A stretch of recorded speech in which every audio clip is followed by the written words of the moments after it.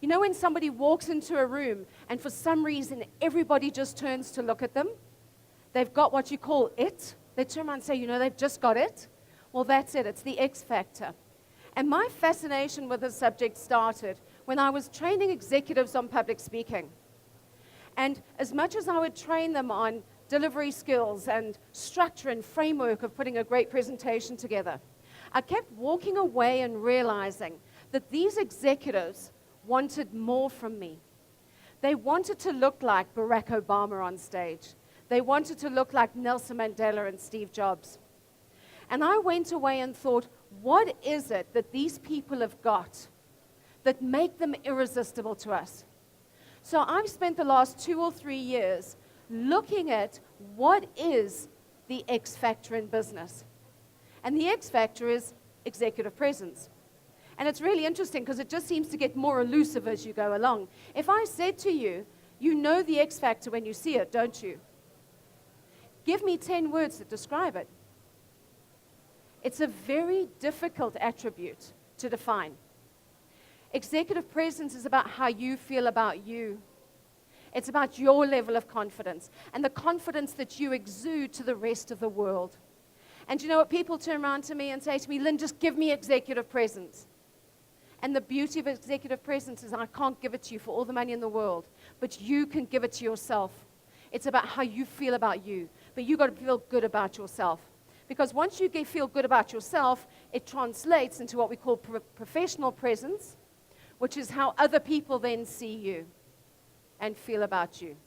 My message to you is don't underestimate how people in the corporate environment are judging you all day, every day, based on how you look, how you walk, how you talk, and how you interact with people. And I want to just put here, if you want to have executive presence, start by investing in your image. Now, my son, who's a Y generation kid, okay, he walks around, you know those jeans down here, and there's cracks sticking out, okay, and everything. And my son turns around to me and he says to me, you know what, Mom? You dress like a dinosaur.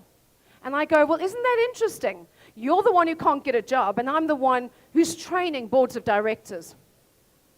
And what I explained to him is I didn't make the rules in business. The rules are already there. And you either fit in and play by the rules and dress the part, or you don't get to the top. It's your decision. You don't have to.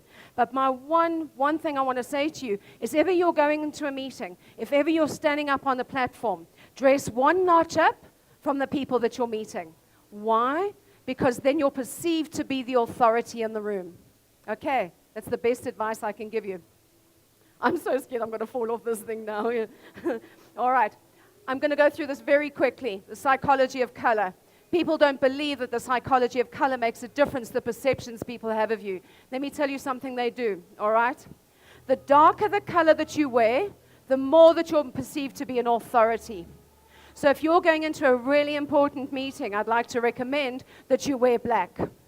However, if you're going into meetings overseas now, rather go in your grays, because grays are seen to be full of wisdom, professionalism, all that kind of thing. But black is dominant and authoritative.